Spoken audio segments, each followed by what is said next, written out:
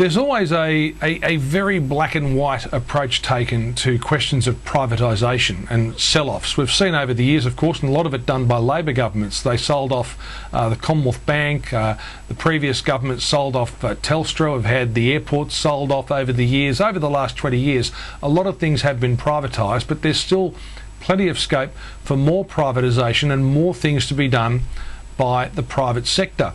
In New South Wales, we have the poles and the wires, the basic infrastructure of the power network, and constant calls for that to be sold off to generate billions of dollars to then provide the funding for things like a second crossing of Sydney Harbour, upgrades to our roads and our hospitals and the like.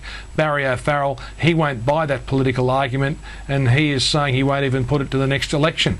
But the Treasurer, Joe Hockey, he's been talking about this and making the point that there's more call for the private sector to get involved, and he's almost inviting the private sector to get involved, and also superannuation funds. And this is where there's a challenge to all of us, because a lot of the things that you talk about privatising or new construction of things we need to be done by the private sector rather than through government spending, and this, I guess, the most obvious is toll roads.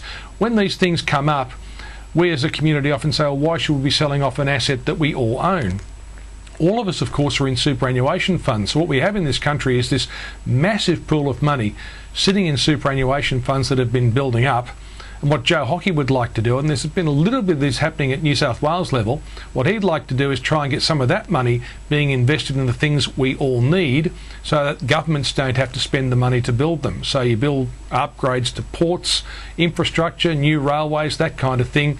You use it during using private money, but a lot of that's coming from us via our super funds rather than having to come out of our taxes, which at the moment and for the foreseeable future would be borrowed money.